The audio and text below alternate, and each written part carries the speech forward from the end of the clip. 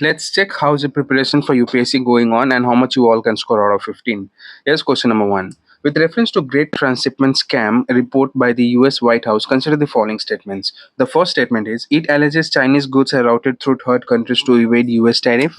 Second one is, India, Mexico, Vietnam were named among the top enablers of this practice. And third is, the total US imports from all countries declined between 2017 and 2025. So we have to tell the correct answer. So come on, answer the question. What would be the answer?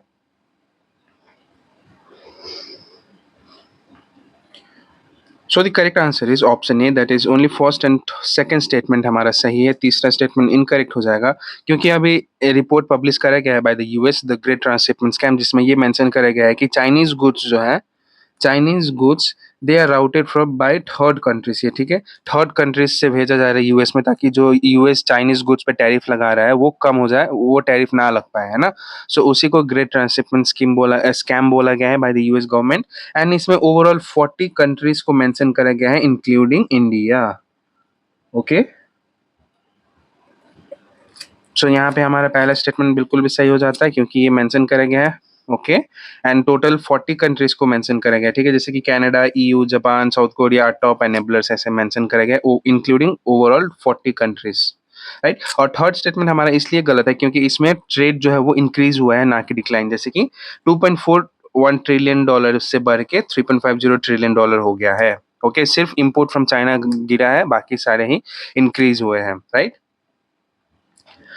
So now let's move on to the next one. Consider the following statement regarding Bengaluru-Mysuru Infrastructure Corridor (BMIC) or NICE Road project. Okay, पहला statement कह रहा है, it was developed under a build, own, operate, transfer model without any land acquisition from farmers. Second statement है, the Karnataka High Court observed that the project appears to be one of the biggest scam in the state. हमें बताना है कितने statements correct है दोनों statement में से।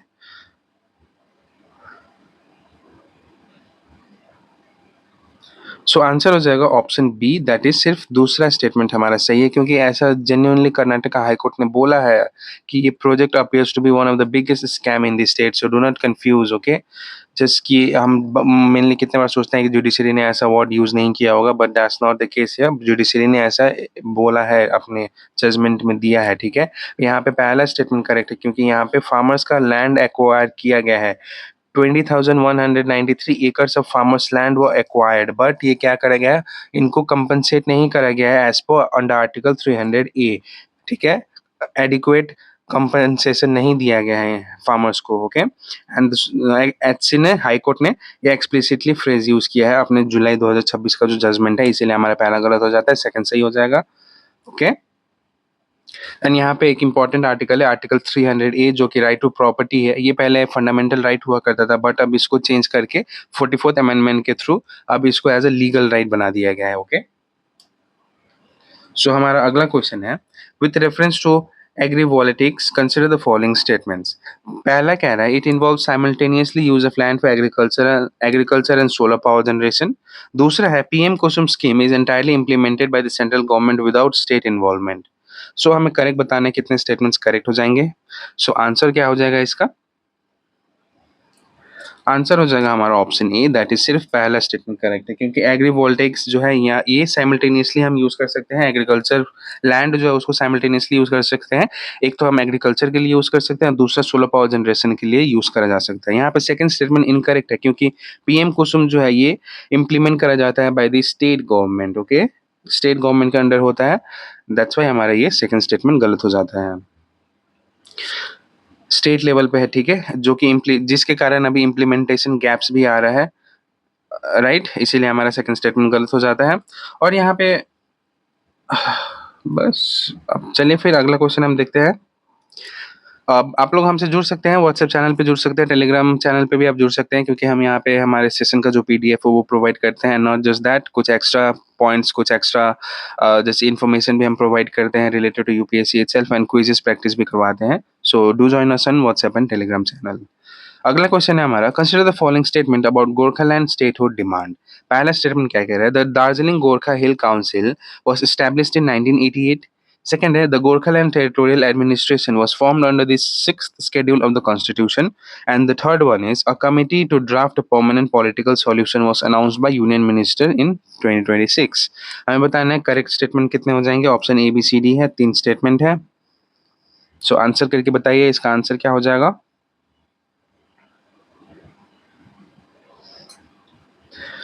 सो the answer will be option B, that is only 2 statements are correct. अब यहाँ पे कौन कौन से वो दोनों स्टेटमेंट्स हैं, तो पहला स्टेटमेंट हमारा सही है और तीसरा स्टेटमेंट सही है. सेकंड स्टेटमेंट गलत हो जाता है क्योंकि आप लोग ये कंफ्यूज मत करना कि कोई भी ट्राइबल एडमिनिस्ट्रेशन या टेरिटोरियल एडमिनिस्ट्रेशन बनेगा तो वो 6th शेड्यूल के तहत बनेगा. ये गलत है क्योंकि ये 6th शेड्यूल के अंडर नहीं फॉर्म करा गया. 6th शेड्यूल में सिर्फ 4 स्टेट्स आते हैं नॉर्थ ईस्ट के, राइट. और बाकी जो स्टेट्स मेंशन करे जाएंगे 6th शेड्यूल के अंडर वो गलत हो जाएंगे क्योंकि सिर्फ और सिर्फ 4 स्टेट्स बिलोंग करते हैं इसमें. ओके, पहला स्टेटमेंट हमारा सही है क्योंकि ये 1988 में बनाया गया था ऑटोनोमस बॉडी. सेकंड स्टेटमेंट गलत है क्योंकि हमने अभी डिस्कस किया है 6th शेड्यूल के अंडर नहीं बनाया गया है. 6th शेड्यूल में सिर्फ और सिर्फ 4 नॉर्थ ईस्टर्न कंट्रीज स्टेट्स आते हैं. कौन कौन से वो स्टेट्स हैं? असम है, Meghalaya, Tripura, Mizoram. Okay, so do not confuse. और इसको बनाया गया है West Bengal hill area are govern via special act. ठीक है, स्पेशल एक्ट के थ्रू बनाया गया है, ना कि 6th शेड्यूल के under. And the third one is correct क्योंकि अभी सिलीगुड़ी मीटिंग में it was declared by the union home minister in August 2026, इसलिए हमारा थर्ड स्टेटमेंट करेक्ट हो जाता है, राइट. अब कंफ्यूजिंग पार्ट यहीं पे था 6th शेड्यूल वाला जो हमने अभी मेंशन करा था कि आपको जितने भी टेरिटोरियल कॉन्स्टिट्यूएंसीज हैं, बाउंड्रीज है, उनको 6th शेड्यूल के अंदर बता के कंफ्यूज करा जा सकता है. So please be careful and do not get into such traps. Next हमारा क्वेश्चन है, with reference to hexavalent chromium contamination reported in Uttar Pradesh, consider the following statements. पहला स्टेटमेंट कह रहा है, it is primarily linked to leather tanning and chemical industrial waste. Second है, government blood sample survey found over 70% of tested villagers had chromium level above safe limits. And the third statement कह रहा है, all chromium affected villages have been officially notified in the state government's list. अब correct बताना है हमें कितना हो जाएगा, कितने स्टेटमेंट्स तीनों में से करेक्ट हैं.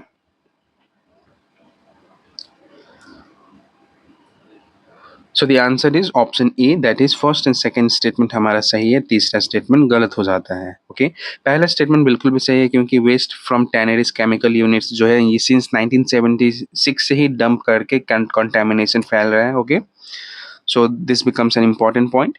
सेकेंड भी हमारा करेक्ट है क्योंकि 73 to 96% ऑफ ब्लड सैंपल्स जो लिए गए थे उसमें शो करा गया है कि जो क्रोमियम जितना हमारे बॉडी में होना चाहिए उससे एक्सेस अमाउंट में प्रेजेंट है. Okay, and that is concerning, related to health issues भी हो सकते हैं बहुत सारे, है ना. और थर्ड स्टेटमेंट हमारा गलत हो जाता है क्योंकि क्रोमियम कंटेमिनेशन जो है ये सारे ही विलेजेस में नहीं वो करेगा क्योंकि कितने विलेजेस ने तो रिपोर्ट भी नहीं किया होगा, राइट. कितने विलेजेस का रिपोर्ट भी नहीं हुआ होगा, है ना. अंडर रिपोर्टिंग के कारण जो बहुत सारे जितने कंटेमिनेटेड विलेजेस हैं they are still not part of state governments official list and that's why हमारा थर्ड स्टेटमेंट इनकरेक्ट हो जाता है. अब चलिए देखते हैं अगला क्वेश्चन हमारा. With reference to special intensive revision of electoral rolls consider the following statements. पहला स्टेटमेंट क्या कह रहा है, form 7 is used to object an existing name और request deletion of a voter. Second, there is a statutory limit of 10 Form 7 objections per day for individual non-party electors. And third one is, the Election Commission conducts SIR under its plenary power of superintendence under Article 324. हमें correct बताना है दोबारा, तो क्या हो जाएगा इसका answer. सो इसका आंसर हो जाएगा option A, that is first and third statement हमारा सही है, सेकंड स्टेटमेंट गलत हो जाएगा. ओके, पहला स्टेटमेंट बिल्कुल भी सही है क्योंकि फॉर्म 7 ऑब्जेक्ट करता है या डिलीशन के लिए यूज करा जाता है ऑफ एन एग्जिस्टिंग एंट्री. जैसे कि आप मान लो किसी भी टाइप में आप चेंज करा सकते हो इसको, जैसे डेथ हो गया, माइग्रेशन, इनएलिजिबिलिटी, से ये सारे कंडीशन यहाँ पे अप्लाई होते हैं. सेकंड स्टेटमेंट हमारा इनकरेक्ट है क्योंकि ये कैप जो अभी हमने देखा ये बूथ लेवल एजेंट्स के ऊपर ही सिर्फ और सिर्फ लागू होता है. Okay, just remember this that it is applicable only to booth level agents of political parties, not individuals. Okay, individuals के ऊपर कोई भी ऐसा लिमिट नहीं है. Okay, individual electors face no such limits which is a precisely loophole flagged in the Uttarakhand controversy. अभी उत्तराखंड में जो हो रहा था कंट्रोवर्सी, उस यही मेन एक रीजन था कंट्रोवर्सी का क्योंकि इंडिविजुअल इलेक्टेड के ऊपर कोई भी ऐसा लिमिट नहीं है, right. And that's why our second statement becomes incorrect. Third हमारा सही है बिल्कुल भी क्योंकि आर्टिकल 324 के तहत सुप्रीम कोर्ट ने भी ये बोला है कि SIR ईसी कंडक्ट कर सकता है। ओके, ईसी का स्टैट्यूटरी मैंडेट है अंडर आर्टिकल 324।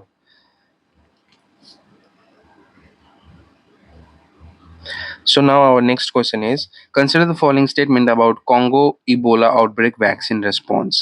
यहाँ पे आप लोगों को आंसर तो आज पहले ही पता चल गया, राइट? ऑप्शन 2 होने वाला है, बट कौन सा स्टेटमेंट है तीनों में से वो बताओ। चलो, पहला स्टेटमेंट है, Congo has received over 16,000 doses of Arvo vaccines during the current outbreak। The current outbreak is caused by the Bundibugyo strain of the Ebola virus। और थर्ड स्टेटमेंट हमारा कह रहा है, the WHO has confirmed that our Vivo vaccine offers complete protection against all Ebola strains। Correct बताना है तो correct हमें already पता चल गया कि आंसर होने वाला है option B, that is 2 statements. But कौन कौन से स्टेटमेंट्स करेक्ट है यहाँ पे? तो इसका आंसर हो जाएगा ऑप्शन मतलब स्टेटमेंट 1 एंड स्टेटमेंट 2 यहाँ पे हमारा सही है, तीसरा स्टेटमेंट गलत हो जाएगा। ओके, सो पहला स्टेटमेंट बिल्कुल भी सही है, Congo received over 16,000 doses एमिड the first Ebola outbreak in history. ठीक है, अभी रिसेंटली 16,000 डोसेस दिया गया है कॉन्गो में। सेकंड स्टेटमेंट में हमारा करेक्ट है क्योंकि ये जो आउटब्रेक है it is link to Bundibugyo virus strain.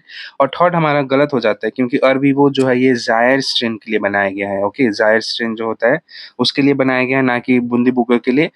And it does not provide total protection। Okay, so it only provides some protection against Bundibugyo, not complete protection against all the strains। और इसीलिए हमारा third statement यहाँ पे गलत mention करा हुआ था। Okay, आपको कंफ्यूज करने के लिए बोला गया था क्योंकि जो लाइसेंस या प्राइमरीली वैक्सीन बनाया गया है वो जायड स्ट्रेन के लिए बनाया गया है, ना कि बूंदीबुग्यो के लिए। सो वो लिमिटेड टाइप से काम करता है वो पर्टिकुलर स्ट्रेन के लिए। ओके, टोटली एलिमिनेट नहीं करता है, राइट? सो अब अगला क्वेश्चन देखते हैं। With reference to India Mauritius investment relations consider the following statements. पहला स्टेटमेंट है, the India Mauritius DTA was originally signed in 1982। Second statement है, the principal purpose test was introduced through 2024 amendment to deny treaty benefits for sale arrangements.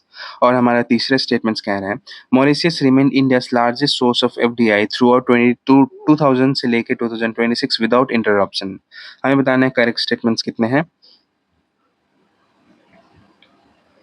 So answer हो जाएगा option ए, बस पहला और दूसरा statement हमारा सही है, सेकंड थर्ड स्टेटमेंट हमारा इनकरेक्ट हो जाएगा, है ना? पहला स्टेटमेंट बिल्कुल भी सही है क्योंकि 1982 में ही हमने साइन किया था, right, facilitating investment via Mauritius. और सेकंड स्टेटमेंट भी हमारा सही है बिल्कुल भी क्योंकि PPT जो है ये 2024 के अमेंडमेंट के थ्रू ही इंट्रोड्यूस करा गया था and it was ratified by Mauritius cabinet only in July 2026। ठीक है, और ये रैटिफाई कब हुआ था? अभी रिसेंट हुआ है, पिछले महीने जुलाई 2026 में अमेंड करा गया था 2024 में, but ratified by the Mauritius cabinet in 2026 July. Okay, so do not confuse, यहाँ पे आपको ये डेट टाइम के साथ भी कंफ्यूज करा जा सकता है। और यहाँ पे हमारा थर्ड इनकरेक्ट हो जाता है क्योंकि 2016 का जो प्रोटोकॉल था source based capital gain taxation from April 2017, इसके कारण से FDI सोर्स जो है वो मॉरिशस से डिक्लाइन हो गया and Singapore took over it. Okay, so अभी Singapore took over it as leading source in various years, है ना?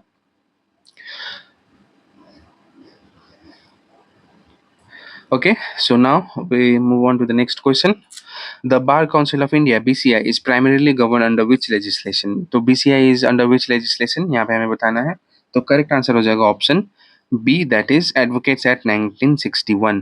हमने तो देखा 99th अमेंडमेंट एक्ट जो कॉन्स्टिट्यूशन का था उसको एंड मतलब है ना वो सुप्रीम कोर्ट ने इसको स्ट्रक डाउन कर दिया था, राइट? सो ऑप्शन सी तो हो ही नहीं सकता है। So answer would be option B, advocates act 1961 and Bar Council of India is a statutory body, okay, established under Advocates Act 1961। So do remember Bar Council of India constitutional body नहीं है, ये एक statutory body है जिसको एक law के तहत बनाया गया है। Okay, so do remember statutory body important हो जाता है एंड ये कौन से एक्ट के थ्रू बनाया गया है ये भी इंपॉर्टेंट हो जाता है, राइट? चलिए फिर अगला क्वेश्चन डिस्कस करते हैं। The term Nyayanomics, okay, remember the term Nyayanomics recently used by chief justice of India refers to. पहला ऑप्शन है हमारा a new economic policy of the government, दूसरा है the linking between rule of law and economic predictability growth, तीसरा है a judicial fund for economically weaker litigants, और last हमारा option है GST reforms for judiciary. So what is the correct option? क्या हो जाएगा हमारा? न्यायनॉमिक्स किससे रिलेटेड है? So it is related to the linkage between rule of law and economic predictability growth। Okay, अभी ये रिसेंटली ही कॉइन करा गया है term by just CJI Suryakant, chief justice of India जो हमारे हैं सूर्यकांत है ना, उन्होंने ही टर्म किया है Nyayanomics and it is related to, it emphasise on trust, predictability and institutional stability under rule of law, which drive economic growth as well. Okay, right? So now let's move on to the next one. Consider the following statements regarding invasive alien plant species in biochar and in Assam's elephant project habitat project. Okay, पहला statement कह रहा है Lantana camara and Mikania micrantha are examples of invasive alien plants species targeted in the project. Second है biochar is produced by burning biomass in presence of excess oxygen. And third is biochar can improve soil water retention and nutrient retention. Right, so we have to tell how many statements are correct and what would be the correct answer for this question.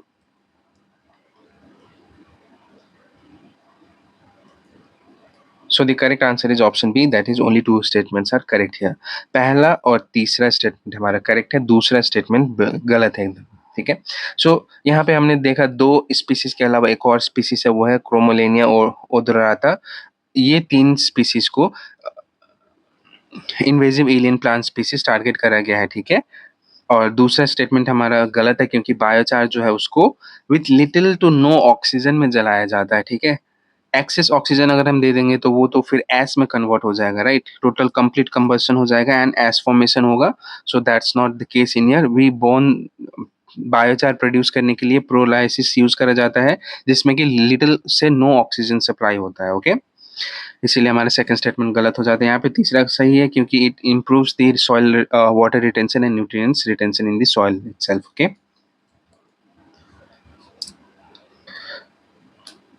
So remember यहाँ पे important point biochar प्रायोलिसिस से through बनाया जाता है, ना कि access of oxygen provide करके. Access oxygen हम प्रोवाइड कर देंगे तो टोटली कंबस्ट हो जाएगा, एस फॉर्मेशन होगा, ना कि biochar. Okay, so that becomes important point. अब हमारा अगला क्वेश्चन है with reference to industrial relation code 2020 consider the following statements. पहला स्टेटमेंट क्या कह रहा है, it consolidates provision of the industrial disputes act 1947 among other laws. Second statement कह रहा है a 2026 Supreme Court judgment revisited the interpretation of industry under the court's procedures court's predecessor framework. तीसरा statement है the code has been implemented uniformly and simultaneously across all states since 2020. Correct statement बताना है, कितना statement हमारा correct हो जाएगा. So answer क्या हो जाएगा इसका आंसर हो जाएगा option A. Okay, first and second statement हमारा सही है, थर्ड स्टेटमेंट गलत है क्योंकि the code has not been implemented uniformly.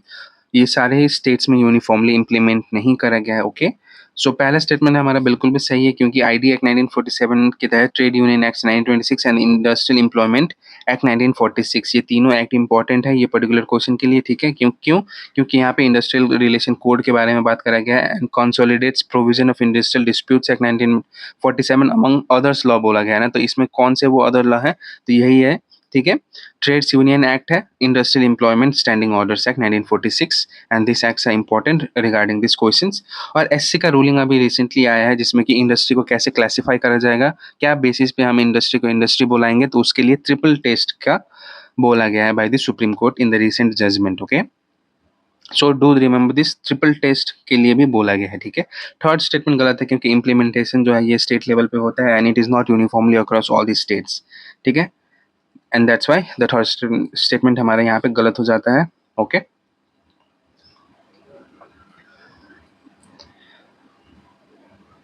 सो हमारा अगला क्वेश्चन है consider the following statements about National Green Tribunal NGT. पहला स्टेटमेंट कह रहा है it was constituted under the National Green Tribunal Act 2010. दूसरा है it set aside a 2017 order holding the Art of Living Foundation responsible for Yamuna flood plains damage. And third one is the Supreme Court upheld the NGT's original finding on the World Culture Festival environmental impact. हमें बताना है correct statement कितने हो जाएंगे. सो इसका answer हो जाएगा option है only one statement is correct. अब कौन सा वो सिर्फ इकलौता स्टेटमेंट है जो करेक्ट है यहाँ पे, वो है ऑप्शन स्टेटमेंट नंबर 1 बस करेक्ट है. दूसरा और तीसरा यहाँ पे हमारा गलत है क्योंकि एनजीटी जो है उसको 2010 में इस्टेब्लिश करा गया था under the NGT act. Right, for expeditious environmental dispute resolution के लिए ये एक स्पेशल ट्राइब्यूनल सेटअप करा गया था. दूसरा गलत है यहाँ पे हमारा, यहाँ पे मेंशन करा गया था कि एनजीटी ने सेट असाइड करा था. राइट, बट वो गलत है, एनजीटी ने नहीं किया था, सुप्रीम कोर्ट ने किया था, सेट असाइड कर दिया था 2017 का एनजीटी का order and directed refund of 5 crore deposit भी, ठीक है। और तीसरा स्टेटमेंट भी करेक्ट है, इनकरेक्ट है हमारा, क्यों? क्योंकि सुप्रीम कोर्ट ने एक्चुअली क्रिटिसाइज या ओवरटर्न किया है एनजीटी का 2017 का जो फाइंडिंग था, ना कि अपहेल्ड किया है। ओके, क्रिटिसाइज या ओवरटर्न कर दिया एनजीटी का 2017 का finding, noting that flood plains were already damage before the event. Okay, so just remember this 2 and 3 points, क्योंकि ये इंपॉर्टेंट है, ठीक है। सुप्रीम कोर्ट हमेशा अपहेल नहीं करता, जहाँ पे जिसका जो पॉइंट जेन्यून है उसको क्रिटिसाइज या ओवरटर्न भी कर देता है, right. So now moving on to the next one. Consider the following statement regarding recently reported oldest directly dated biosignature in India. पहला statement है, the rock providing this evidence was found in the Singhbhum Craton spanning parts of Jharkhand and Odisha. दूसरा है, researchers dated the rock using zircon crystals which trap uranium that decays into lead at a known rate. और तीसरा statement है, this is the oldest biosignature reported anywhere in the world with know older claims from any other location. हमें बताना है कितने statements correct हैं।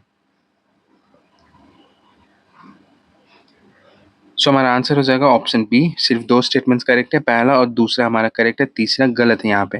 क्योंकि ये अभी रिसेंटली जो रॉक पाया गया था वो सिंगमम रीजन से ही पाया गया, जो झारखंड एंड उड़ीसा में बिलोंग करते हैं, राइट। और दूसरा स्टेटमेंट भी हमारा बिल्कुल भी सही है। यहाँ पे तीसरा स्टेटमेंट गलत है, क्योंकि एक और ग्रेफाइट रॉक एग्जिस्ट करता है जो कि 3.7 to 3.8 बिलियन ईयर ओल्ड है, और ये ग्रीनलैंड में पाया गया है, ग्रीनलैंड रॉक है, ठीक है।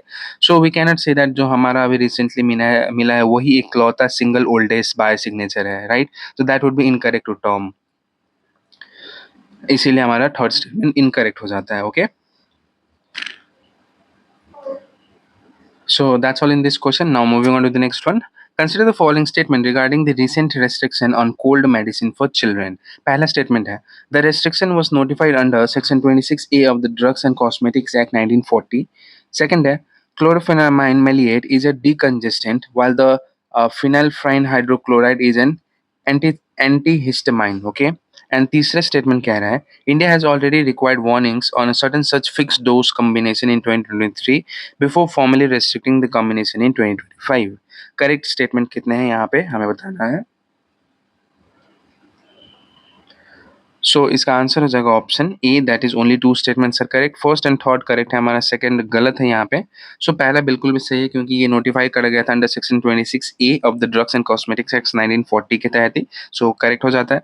सेकंड हमारा इनकरेक्ट है, क्योंकि ये स्टेटमेंट जो है इसको रिवर्स कर दिया गया है आपको कंफ्यूज करने के लिए। Okay, so do not confuse, क्योंकि क्लोरोफेरामाइन मेलिएट जो है ये एंटीहिस्टामाइन है, जो कि क्या करता है, कैन कॉज ड्राउजीनेस और एक्साइटेबिलिटी। ओके, और फिनाइलफ्यूराइन हाइड्रोक्लोराइड ये डीकंजेस्टेंट है that affects heart rate and BP. So do not confuse, यहाँ पे हमने आपको कंफ्यूज करने के लिए ही इसको रिवर्स कर दिया था, right. And many science and tech question में ऐसा पूछा भी जाता है, आपको कंफ्यूज करने के लिए स्टेटमेंट्स को रिवर्स कर दिया जाता है, किसी और का फंक्शन किसी और में डाल के आपको पूछ दिया जाता है, right. So be very careful in such statements and such questions for science and tech. और तीसरा स्टेटमेंट हमारा बिल्कुल भी सही है। 2023 में वार्निंग रिक्वायरमेंट के लिए बोला गया था और 2025 में टोटली फॉर्मली रेस्ट्रिक्ट कर दिया। Okay, so that's all, that was the last question of our today's session. Do join us on WhatsApp and Telegram channel for more information, and that's all. Thank you all for watching our video. अगर video पसंद आया तो like करें हमारे channel को, हमारे video को, session को लाइक करें, कमेंट करके अपना एक्सपीरियंस शेयर करें, अपने फ्रेंड्स के साथ भी शेयर करें, और सब्सक्राइब करना ना भूलें। सब्सक्राइब करिए ताकि आपको अगला नोटिफिकेशन हमारा सेशन का मिलता रहे।